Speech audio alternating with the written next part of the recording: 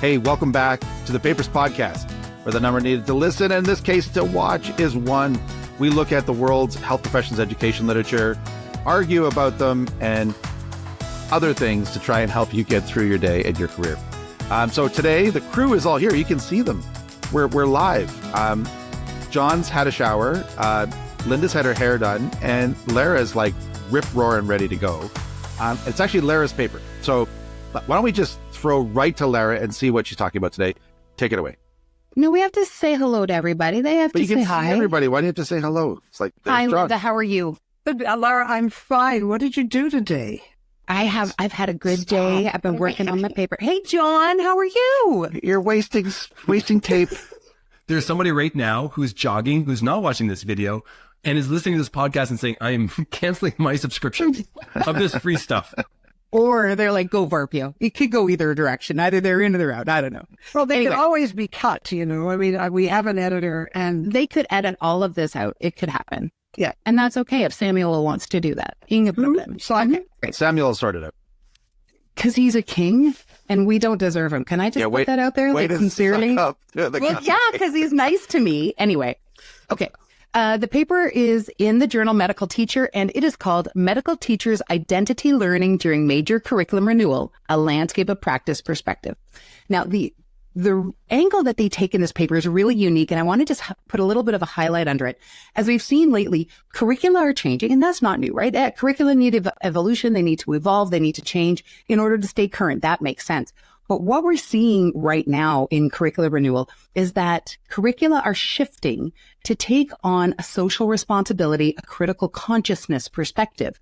And that's really important, but it does something, right? Because when we take on that perspective, we've changed the role of the educator. And so we're shifting their role, which used to be primarily perhaps conveyor of knowledge, to one that is also simultaneously social conscious agent of change. And at a minimum, you know, we're asking these people to navigate social context. We're asking them to teach learners how to navigate difficult social contexts. But that's sort of the minimum. There are other expectations that are also expected. And so teachers are starting to be talked about as social advocates, as agents for change. And as the authors write, this can have real impact on clinician educators' sense of identity. They write, and I wanted to read this verbatim, I quote, "Should medical teachers perceive the requisite changes as incongruent with their existing professional identities, they may experience conflicting feelings about the advantages of incorporating a critical agenda and the implications thereof for their teaching role." So this paper is all about the possibility of identity dissonance because of curriculum renewal, which is not necessarily something we think about as having that kind of impact. So I'm curious to know what you all think of this. You have been involved in many a curricula renewal. Did it push on your identity? What was it like to move towards this critical consciousness? Did you see others struggling with it? Let's go, Linda, Jason, John. So I guess it would count as a curriculum change as we revise our well-known competency framework, which is done every 10 years or so. The current one is being revised with a view to social consciousness.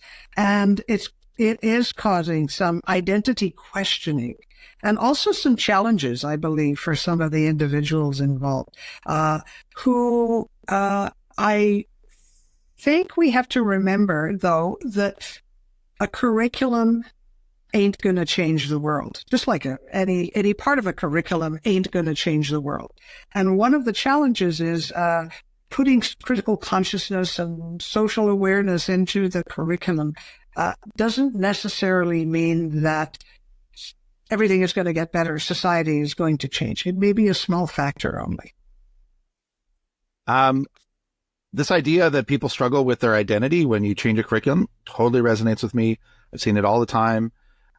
Just building on Linda's example, when we first rolled out CanMeds, I had people write to us to say, yesterday I was medical expert. Today I'm 1/7 the medical expert. So that was an example of how people were trying to rebuild their identity. And then 10 years later, they said, don't even change the diagram. That is my identity now. So I totally get that. I was really struck that this paper isn't really about critical consciousness, I don't think. I think it's about any change that is a threat to a teacher's identity. That was my take on this. I think this is this applies to any transformative change, something that's not superficial. People hate change. That's pretty clear. Change management is really hard to do, and teachers aren't special. And what we hold on to is probably idiosyncratic for all of us, but there are certain things that have stood out for me. If you've ever been a part of an exam committee, every time there's any kind of a change to the exam blueprint, it's a sense of, well, back in my day, things are way harder. We walked uphill both ways to school in the snow, et cetera, et cetera.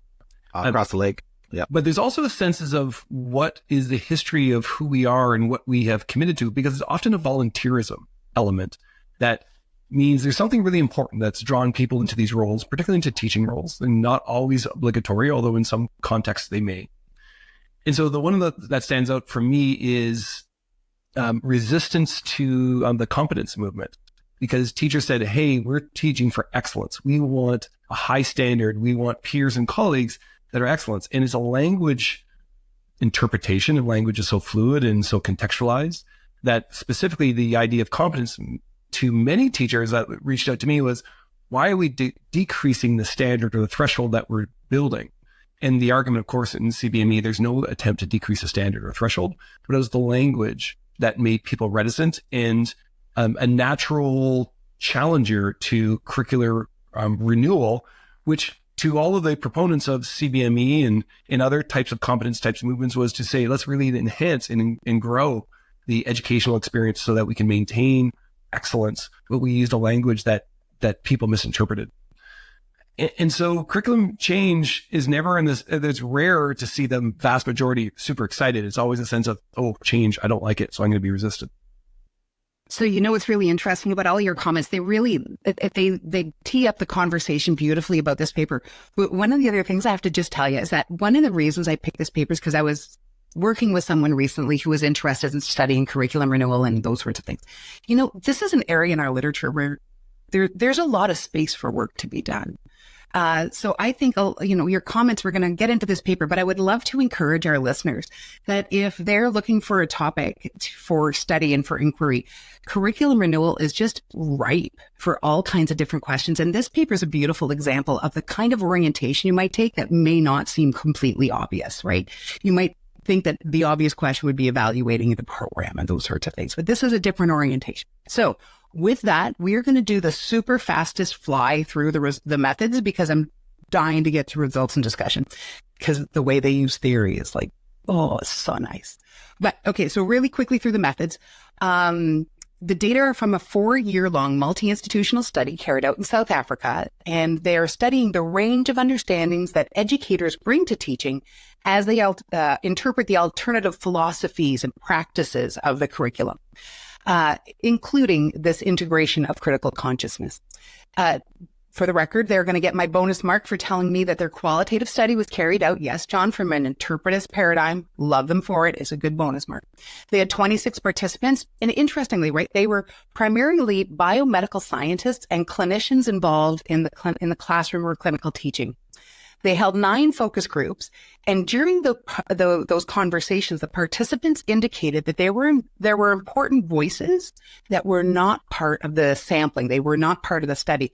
So what the researchers did is they did 3 additional interviews to make sure that those perspectives were then added into the data set.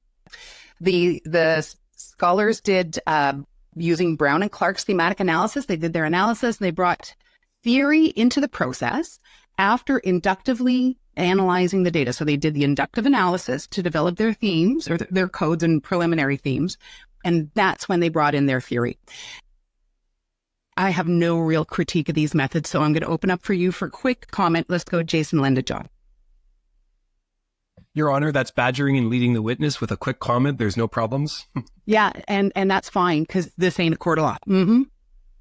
There. So my tiny quibble, and this is very tiny because I follow the logic, but if you're a frontline clinician educator, it was a bit dense, speaking as a dense person, it was a bit dense to follow along, for them to build up their logic with these 2 theories, and then bring me to where they landed. It took me a while to read. I read it several times in order to make a connection to where they were going. Mm-hmm. It wasn't obvious. Mm-hmm. So it could have been a little bit more elegant language. But their methodology, I had no complaint. Yeah, I agree with you, Jason.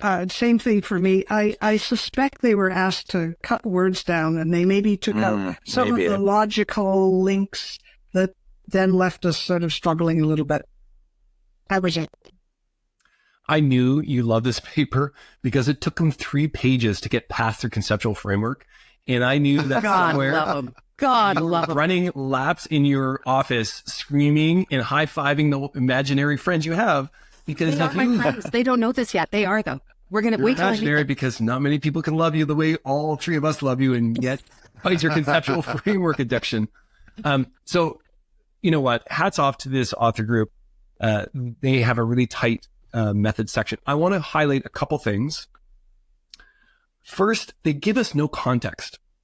So they call, it's a virtual fist bump to you, Varpio, for choosing an author group from South Africa. We're trying to really be geographically inclusive, and I really appreciate the context there. But we have no context for what Stellenbosch is going through. But in fact, it's not just Stellenbosch. It sounds like there is a number of schools involved in this. Yeah. The specifics I don't know about. And what does the actual change in this social accountability, this critical consciousness mean? I kind of could maybe imagine what that is, but there's nothing in terms of just a framework. There's a reference to one of the lead authors' papers, which I took just a look at the reference rather than pulling up. But I would expect at least a single paragraph saying, here's what's changing. Here's what's that threat. Here's what the opportunity is. Yeah. And moreover, we don't actually have any reflexivity about who the authors are and how they're going to see this. And there's some assumptions there. I'm sure from all of the rigor that's there that it's all fine. And I'm not worried about it. But if we didn't see all the other pieces there, you might say, well, just help me frame this. I need to understand what's the intervention, etc. I have an important question. Sorry, are we allowed to use the word moreover? Because I'm not sure that's a loud word. It seems like kind of hoity-toity. Hoity-toity? Elbow patch a word. But I want to end on a high note. Was that what you wanted to interrupt with, Jason? Like, was that the whole point? God, I pretty love much, you. yeah. So for me being critical, I want to end on a high note, but I also want to push Varpio's buttons. And I'm going to use this term intentionally. So they did this theoretical triangulation, and that's the inside joke. Lara hates the word triangulation. I do hate the word triangulation, yeah. I know. You wrote a little paper with a cobra about it or something like that. Great paper. I just have to say. It's a good paper. I'm not sure you're allowed to. Right? You can't just saying. So anyway. Pump your own paper. It's really nice how they integrate 2 really important theories that enrich what their analysis is going to be.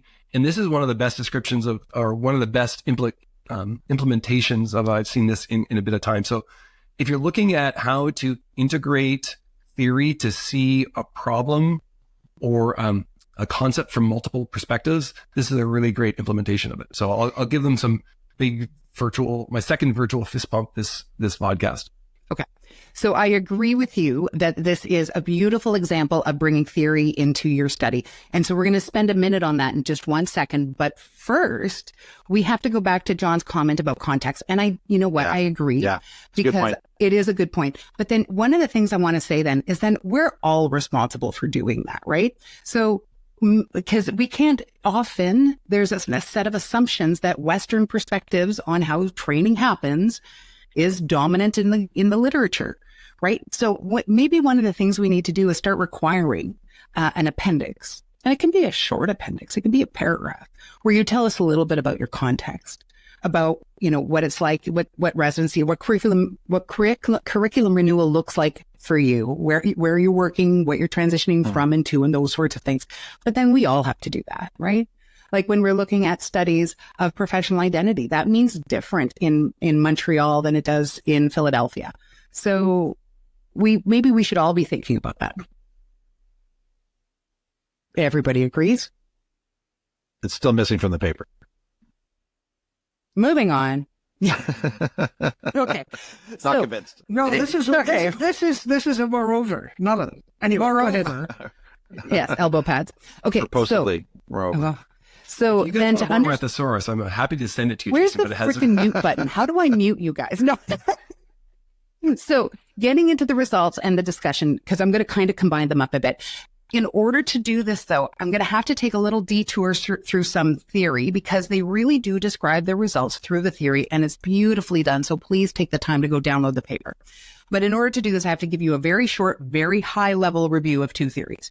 So here's the bare bones of what you need to know to read the study. So first, the authors draw on the concept of landscape of practice.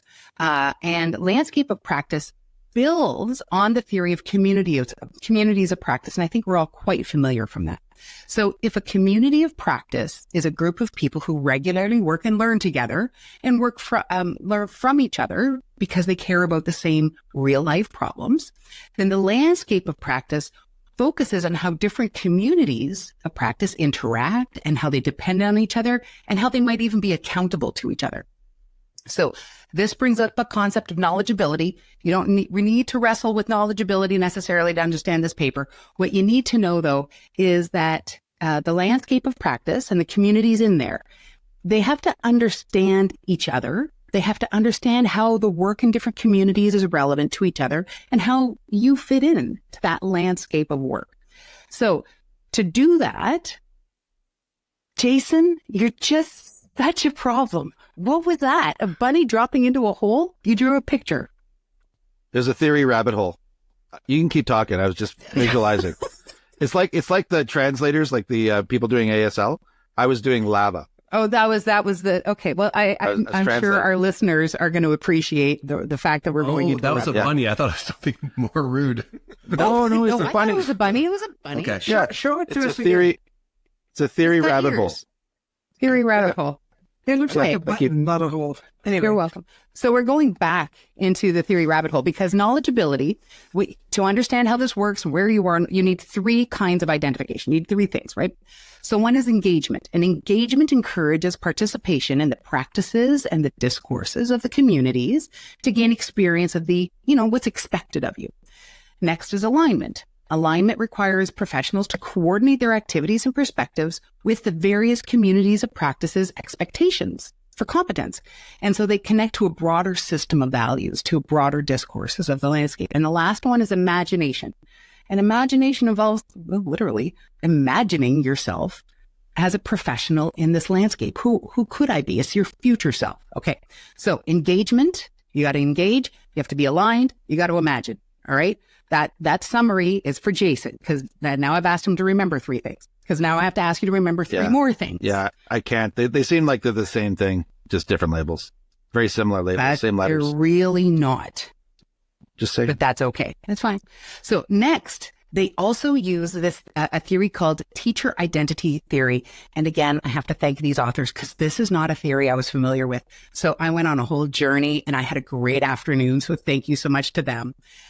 This theory looks at how teachers continuously construct, negotiate, and transform their professional identities in response to changing educational practices. So from this theory's perspective, a major curriculum change is a boundary experience where teachers need to figure out how to function and how to be competent in this new set of expectations. So this theory focuses on sense making, and it says there's four possible outcomes. There's four ways this can turn out for you. One is assimilation. So this is where the teacher is able to fit in. This works for them. This is like a coat that fits, right? So they can assimilate into the expectations into their own frame of reference. Next is accommodation. So accommodation is when a teacher is able to transform their current knowledge and belief and adapt to the new practice, but it's not as natural. They need to accommodate the new situation. Next is tolerance. So when the teacher accepts the new experience, but they continue to use old ways of thinking. So they hold on to their old references. They just tolerate the new. And the last is resistance, right? So this is when we're digging in our heels and saying, I can't do this. This is not who I am. So before I move on, because I want to remember, you have to hold on to 7 things, Jason. I know it's too much. Engagement, alignment, imagination from one theory.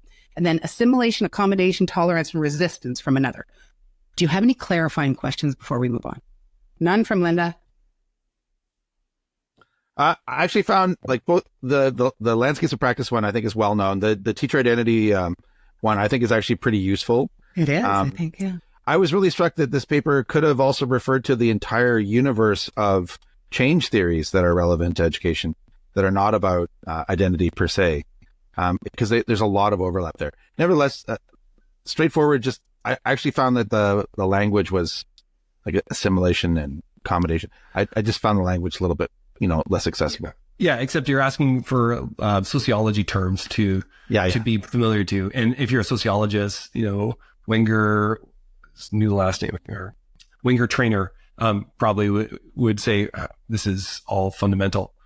The only part I would say about their theory, though, is it gets lost in the results. They use it as framing, but then we'll talk about the results in a second. But that richness in that differentiation that you've shared with us, it's pushed down. And they have three big themes, or three big domains maybe, and some themes underneath each that doesn't have the same you can't see all of that underneath. It's like the infrastructure of the house. All we see is everything above ground, and we lose everything that's sitting underneath. That would be one of my comments about the theory. Okay, well, let's come back to that, because that's a good point. And it's something, well, we'll come back to that, because I wonder if it's a publishing issue.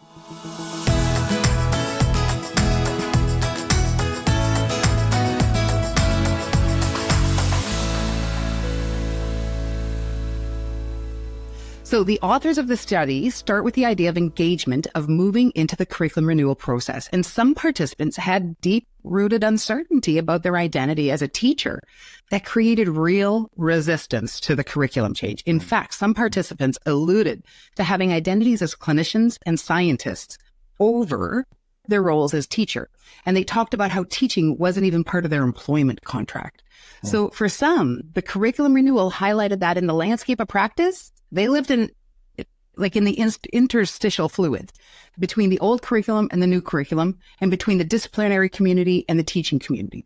They weren't in there, they weren't out, they were sort of in between.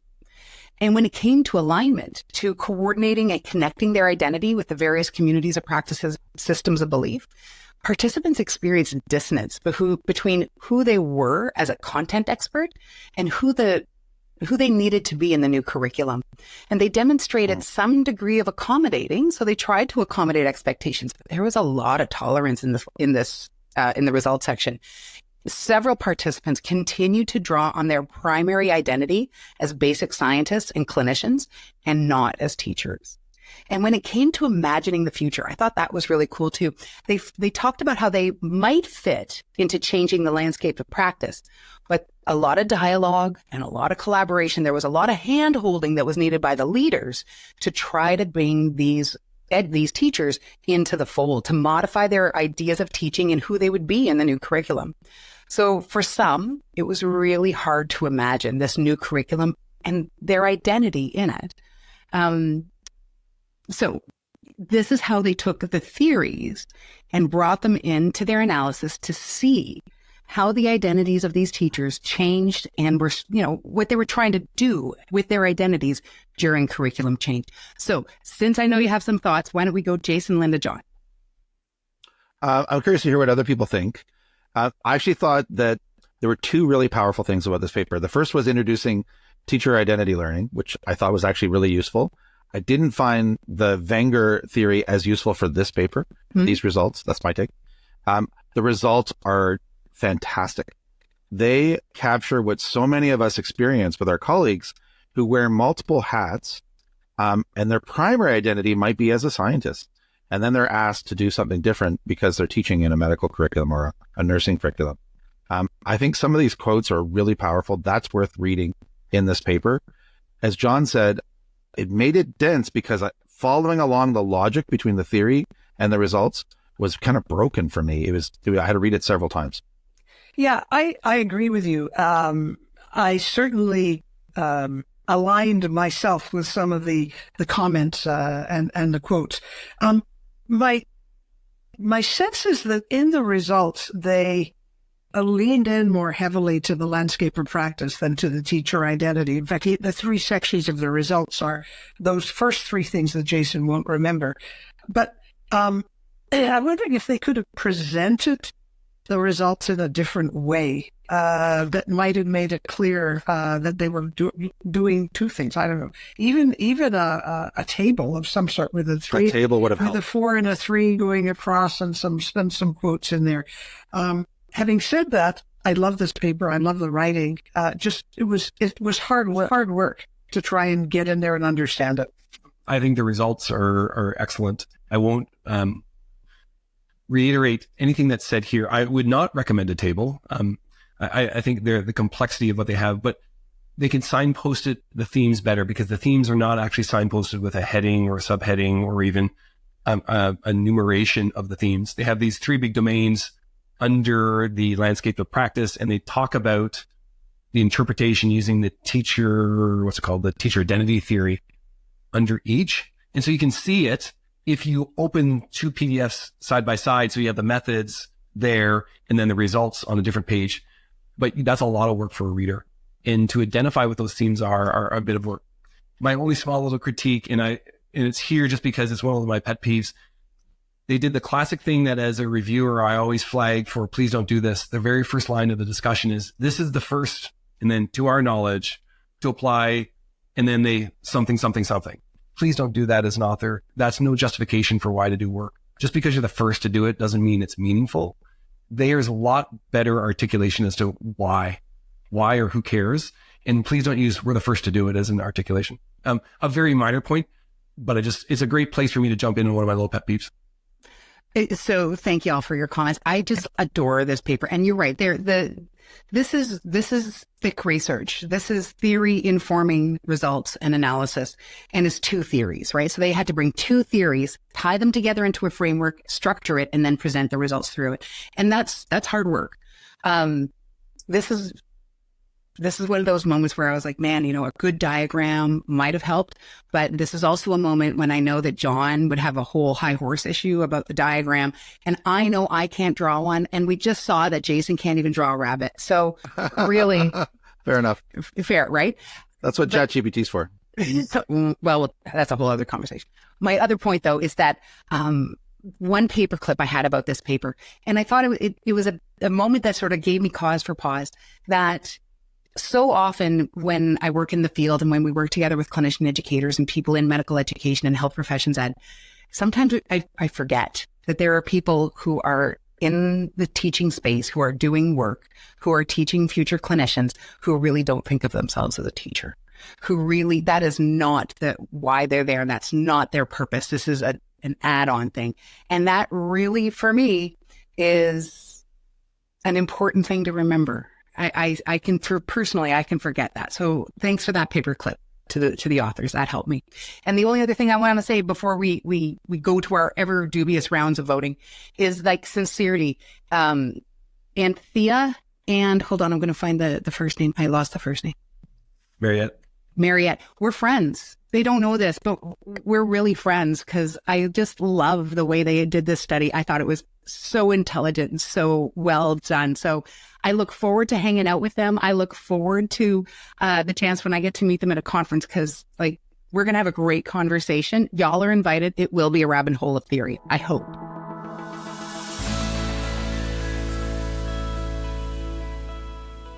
So with that, we're going to move on to our ever dubious round of voting that doesn't mean anything, but we feel the need to do it anyway to keep Jason happy. So first we vote on methods, and there's a scale 1 to 5, and you can give it anything you want. I've often voted sheepadoodle, for instance, on the record. So, let's go Jason, John, and Linda. Methods are pretty good. I'm going to give it a 4. 4 for me. So I'm going to give it a 4. I took off a point because it was really hard to read and actually make sense of. And I then added that point back because they were using conceptual frameworks. So it still comes out to a 4. And so I'm going to give this paper a 4+1 because they articulated their paradigmatic orientation, making this manuscript a 5.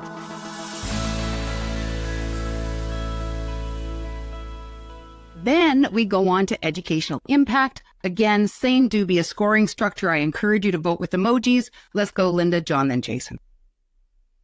I'm not sure what I do with this. It's interesting, but will it really change my practice? No. It's a nice paper I might show to a learner in terms of how to incorporate a paradigmatic orientation. I'd give this a 3+. I think it really depends who your audience is. I think if you're looking at a general clinician educator audience, this paper will be dense and the so what will be harder to find because you have to mine it a bit yourself. If you're an educational designer, this is probably a 5. because change is hard. Think about people is really what the headline should be. I know a medical teacher probably went with, give us a very descriptive title. And so they have a very descriptive title, which kind of buries the so what of their paper. But for an educational designer, this is a 5. Okay. How about you? No, that's not how this game works. It's your turn now. All right. So I'm going to give this a 3. I was trying to think about how I would use this paper. I think this paper is so dense, it's not accessible to most audiences that I would interact with. I would reference this paper, though. And actually, the reference list is actually eye-opening for me. It leads me to papers that I didn't know existed from higher ed. I appreciate that. I would use this paper when I'm writing about curriculum change. And as John said, it is really about the impact on people. So for that reason, I'd give it a 3. But I wouldn't bring it out for my med ed fellowship. And it's just too inaccessible for that group. So I'm going to give this paper a 4 and a unicorn emoji. And with that, a shout out to Eva Piorila from Finland. Eva, thank you so much for spending some time with me the other day and having a great conversation. I learned so much from you. So just a shout out to say thanks. And with that, dear friends, we are now going to sign off. But if you want to get in touch with us, you can always find us on the internet at papers.com. But if you want to get in touch with us via email, we do read them all. You can reach us at thepaperspodcast@gmail.com. And with that, I'll say, talk to you later. Bye-bye. Thanks for listening. Take care, everybody. You've been listening to the Papers Podcast. We hope we made you just slightly smarter. The podcast is a production of the Unit for Teaching and Learning at the Karolinska Institutet. The executive producer today was my friend Teresa Sörö. The technical producer today was Samuel Lundberg. You can learn more about the Papers Podcast and contact us at www.thepaperspodcast.com. Thank you for listening, everybody. And thank you for all you do. Take care.